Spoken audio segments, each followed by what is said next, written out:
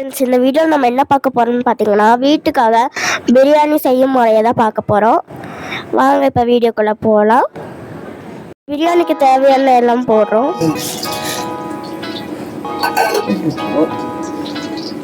போட்டது வந்துட்டு ஸ்பைசஸ்லாம் போடுறோம். இப்போ வந்துட்டு நம்ம ஆனியன் போட போகிறோம்.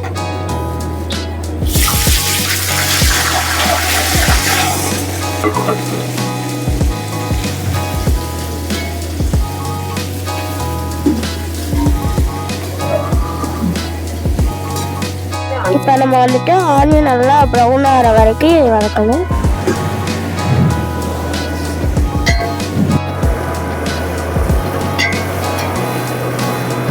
கொத்தமல்லாம் அறுத்து வச்சுட்ருக்காங்க. இப்போ வந்து நம்ம தக்காளி வெட்டிட்டுருக்காங்க.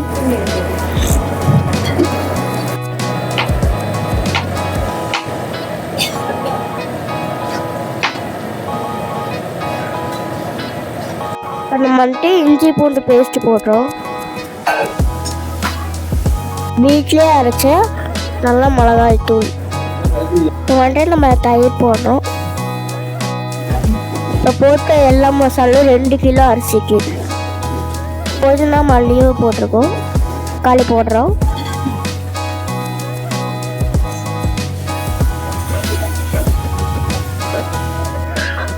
இப்போ பிரியாணி மசாலா போடுறோம். ஒரு 3 ஸ்பூன் போடுறோம். சிக்கன் போட போகிறோம். 2 கிலோ அரிசிக்கு 2 கிலோ சிக்கன். உப்பு தேவையான அளவு போடுறோம்.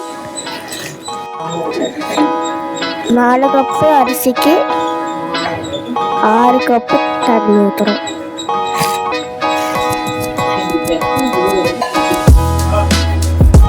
இப்போ 1 கிலோ அரிசி வந்து நம்ம இப்போ வந்ததுக்கப்புறம் போட போகிறோம்.